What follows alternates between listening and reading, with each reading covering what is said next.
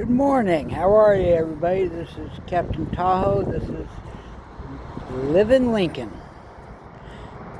Right now, I'm a homeless man down in Sioux City, Iowa, and just awaiting my next direction.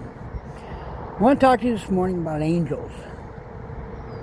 As some people know, I'm a believer of faith. I'm a believer of creation. I'm a believer of love. I'm a believer of salvation. What I'm not a believer in is religion. I am not a believer in what the world calls the church. Because you can go to any and every church and there are all the things that Jesus screamed at the Pharisees and Sadducees about. They shine themselves up like new pennies, but they're just copper. Anyway, angels, there's a scripture that says, pay attention to strangers as they may be angels unaware. Something like that. Look it up, Google it, it's in there. But everybody thinks that angels are going to be these divine things that just come out of nowhere, and they like a genie, they give you what you want and then they're gone. It's not how angels work. See, angels work with the brokenhearted. They speak to the feeble. They speak to the ones who are struggling themselves, the ones who are seeking a miracle. Because in every miracle, there is an action that is required. So he speaks through people, and I've seen many angels come my way, keeping me alive, keeping me from wanting to end this thing of humanity, to be rid of it all. And they've kept me here, and they've kept me believing. But they don't come from the churches that the world considers church. They don't come from these people that say, look at me. Come to our church. We have the truth. We're right and they're wrong. That's not what the scriptures teach. See, he always talked about the poor, the weary-minded. Those are the ones that he calls out. And the angels speak in their hearts and they come to you. And I've had them come to me over and over and over again, and they give me the answers that are needed. They have given me the ability to sustain. Not the people in the church. Angels ain't coming with long dresses and silk ties and all these things that they call holiness. That's not who God is. God never showed up in ties and dresses and all these different things to make himself look perfect. He looked imperfect because he was perfect. Angels come from the people we least suspect. I've asked for angels and they've come to me and they've given me the exact answer I needed. But they weren't the people I suspected. They didn't come from the places I suspected.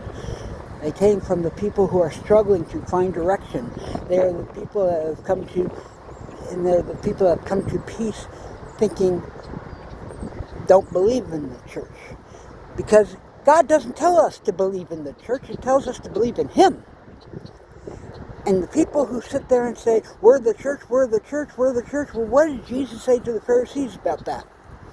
What did he say to the Pharisees and Sadducees about that? Many will call and claim Jesus.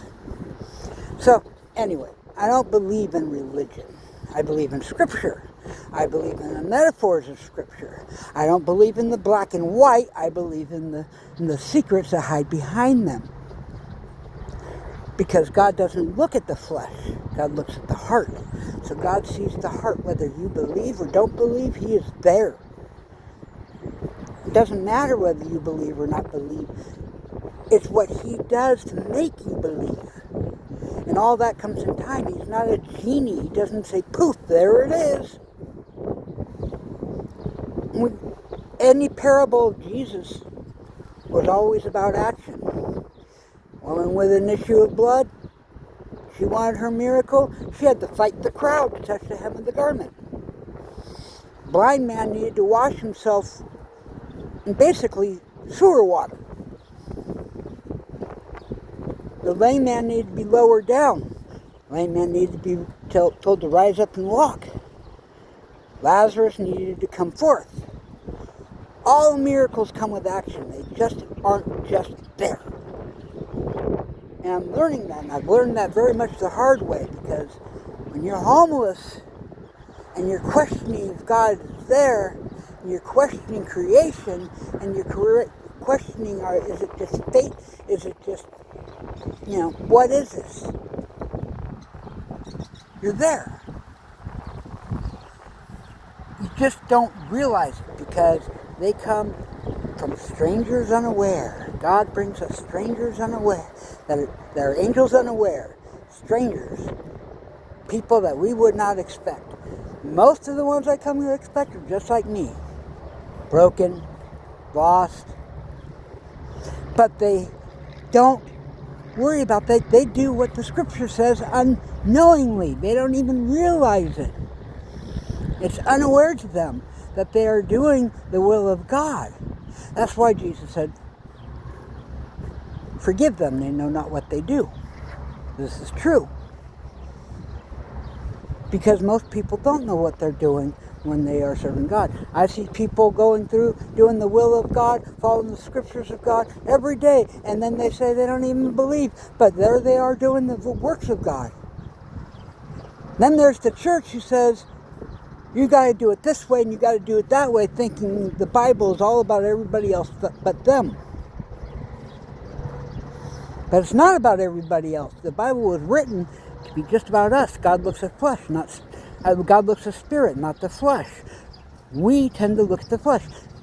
Religion will sit there and say, that's what it says, I see it, I believe it, that's it, it's settled. But that's what Eve thought too when she ate the fruit of the assumption that the serpent gave, and called it fact. It's not what we think it is. We always have to look deeper. Jesus always said, what is better? What is greater? What is more profitable? We always have to look deeper than what we see to find the best in ourselves. And that's where the angels come in, because they speak into the minds of the people that are around us. And they come and they help us, whether that be with financially, whether that be just talking to us, whether that be just whatever it may be. They do. They answer prayer every day. And they answer to us. I know a man, I've watched him he's a van lifer out of Canada. Chrome, I love you, but you say you don't believe yet. God's with you all the way. I've seen the change that no man can just do. You've created all your dreams come true,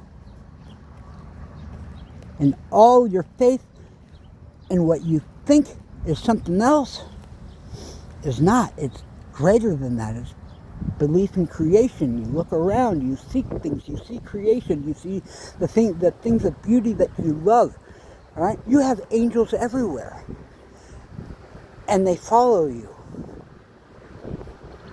Remember that. That's what I gotta say to you, Chrome. I love you. The Chrome Project is awesome. If you get a chance, watch it. See the guy from the very beginning, and you'll see what I see. The beautiful changes of a man who thinks he does not believe, yet he believes every day. I've had people come and they've fulfilled every need I've asked God to send me an angel for. That's why I'm still here. I'm not a big fan of humanity. I think humanity is evil. But God is beautiful. It's when you talk, when they talk to you and you listen, you unknowingly follow their lead and follow their direction, and you end up helping somebody else. Because that's what life is all about. Not helping yourself, but helping others. I've been guilty, I've been innocent, and I've been everywhere in between.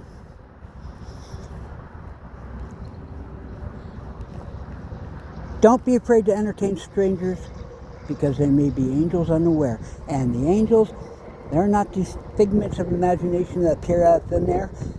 Angels speak to the hearts of humanity, and they give them direction. That's what salvation is all about. It ain't what the church teaches. It ain't what religion teaches. It's what the idea of what the church is what man came up with. Scripturally, it's nothing like what man came up with. Because they don't help so they can get help themselves. They don't help because it'll better them in heaven. They just do it. They just live life with kindness, with compassion, with love. That's what the church is all about. It's not the four walls. It's not the name. It's not the building. It's not your clothes. It is not, your rules and your regulations. It is about love. It is about compassion. It is about, helping the strangers. And you are an angel, being led by angels, because those angels are of God and they are God. God is never what you expect. Jesus was never. The whole idea of the Bible, everybody calls it fact. It wasn't. Jesus always taught parables, fictitious stories. That's what you got to look for, is the story behind the words. Not the rules and regulations, but the love and the compassion that hides behind it. That's what it means to do it. More people are serving God than they even realize it. It's not about your man-made tubs of water. It's about the spirit that lies beneath what we do. I've questioned God's existence. No, I never questioned God's existence. I knew he was there. I questioned God's actions with man. I don't like humanity. I'm not a fan of humanity. Humanity, if you look around, on both sides of the aisle, Democrat, Republican, they all seek war. That's the division.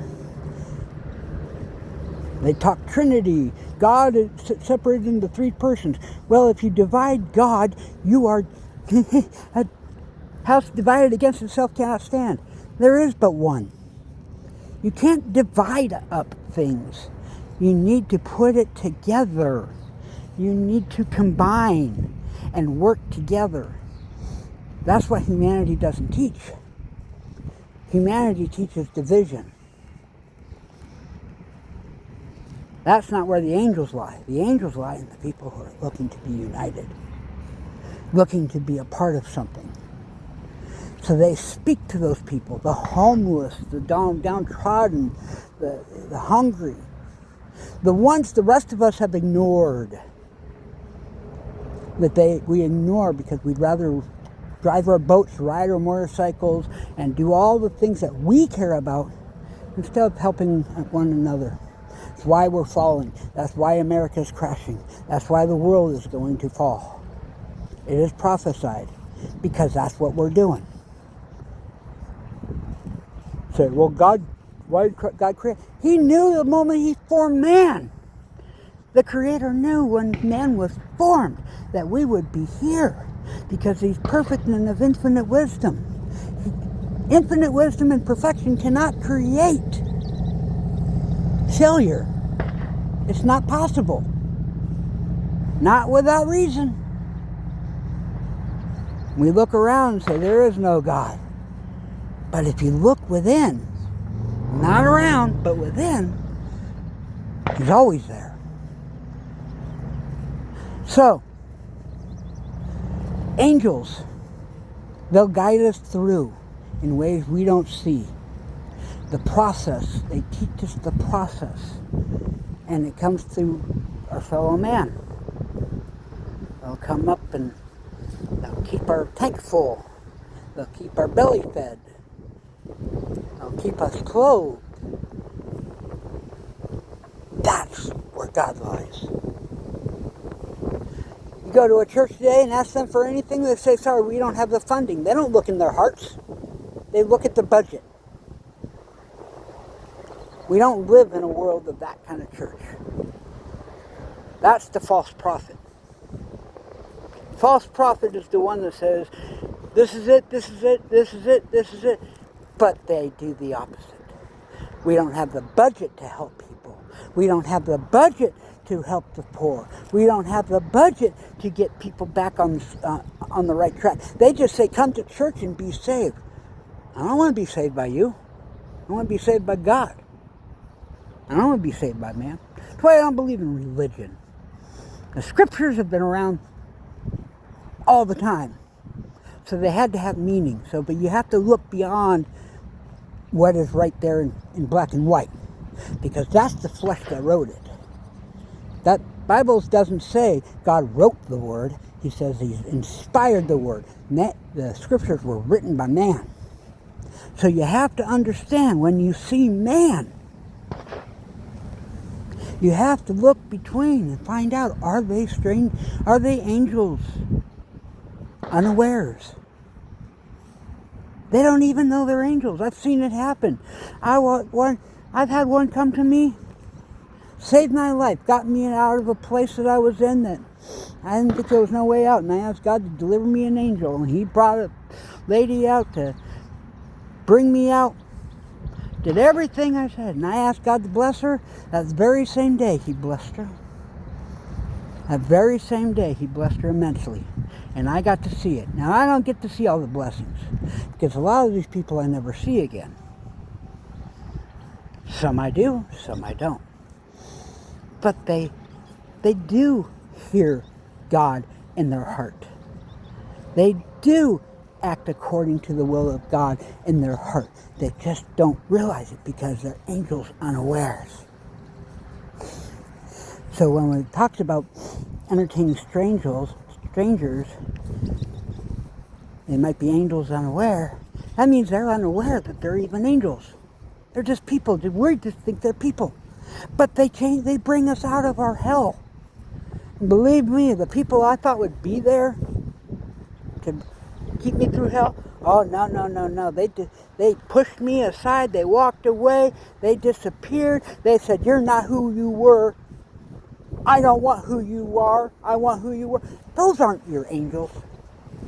They're just people fighting their own battles. And until they realize this, that's not helping man, that's hurting man. And that's the world we live in. But we can get beyond it. If we stop looking at that creation as something other than what man teaches, and start seeing creation for what it is. Look around you. The trees, the water, the creation that has been provided for us. The greatest is man. The greatest creation is man. But we don't see it because we assume.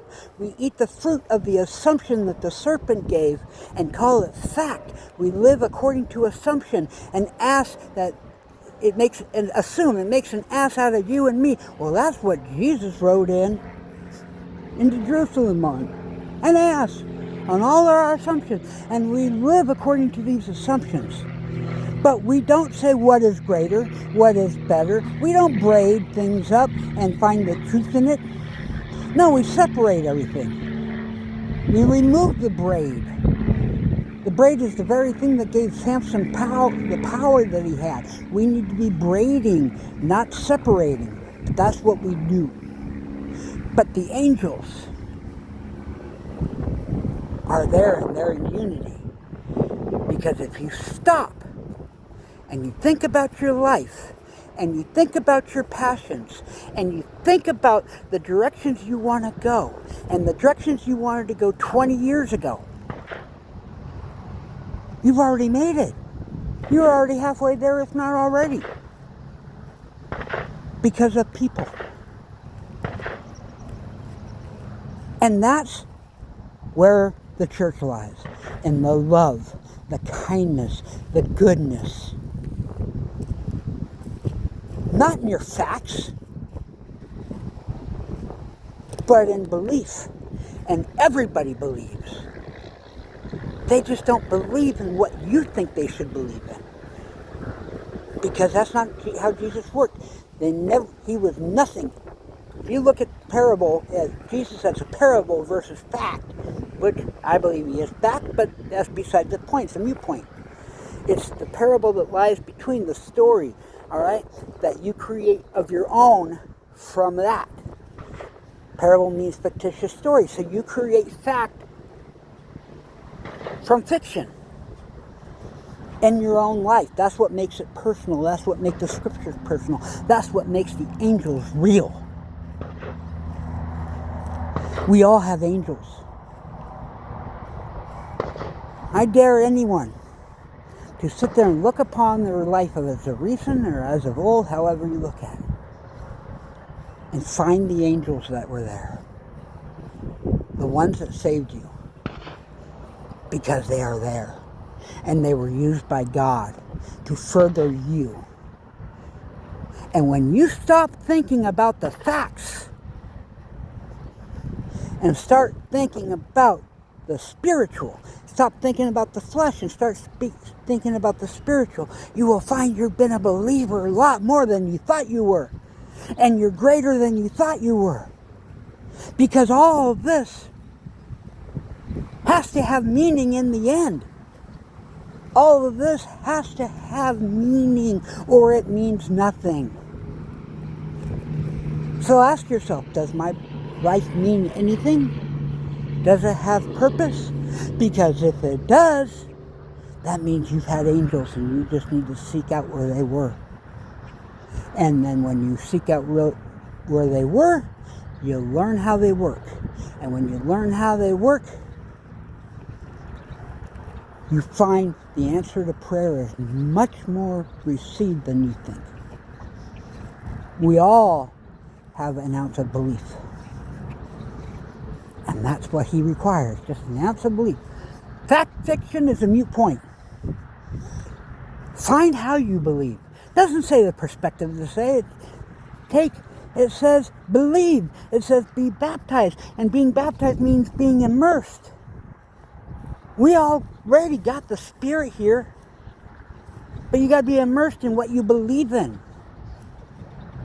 And just because you don't think that you believe in God, look at the reality of your life and look at your actions and look at your heart and look at the direction you've gone and look at the angels that have helped you and ask yourself after that, do I believe? Because you'll find that belief is there. Baptism is there. But nothing is what it seems with God. Nothing is what it seems with creation. Nothing was ever what it seemed with Jesus. They crucified him. Because he said that I am that I am. They crucified him because they didn't want to believe. Yet they saw the truth when they looked back. So, that's why he said, Father, forgive them. They know they know not what they do. We don't know what is happening. We don't know the depths of our belief. Don't think of your flesh. Don't think of the words you speak. Think of your heart. Think of the actions of your life. And then ask yourself if you're a believer. Because more people believe than anybody thinks. More people are baptized than anybody thinks. Because it ain't about the flesh, it is about the Spirit. And if anybody sits there and tries to tell you different, like every church on this planet who tells them to come and hide behind their walls and do things their way, see God in their image, when it says we are made in His image, we should be making Him in ours and not theirs. So, find your angels. They are here. They are among us, and they're among each of us, man, animal alike. They are there. I've had angels come in the form of a pit bull. I've had angels come in the form of a bird. I've had angels come in forms of man and female, and babies. I mean, it's all there. Doesn't mean they're always going to be there. They're just a period, a season for our life. Sometimes they go away without us knowing. Sometimes we walk away without us knowing. We think we do things making a mistake. Turns out we were right on target, because God is perfect. God is infinite wisdom. And the moment He breathed life into you, He knew you before you were formed in your mother's womb. So He knew that you do the things that you do. And people call you failure, sinner. There's none good but God. None of us are. We just live life trying to find a place of belief in ourselves. And when we find a place to believe in ourselves, we find a place to believe in the creation that created us with imperfection, with perfection. Perfect imperfection. That's the way to look at it. Because He's perfect and of infinite wisdom. He knew what we were doing from bring life into man. Everybody thinks that man made the mistake. No. You don't think that God knew, if you look at the parable of Adam and Eve, that God knew that they would eat that fruit? Of course He did.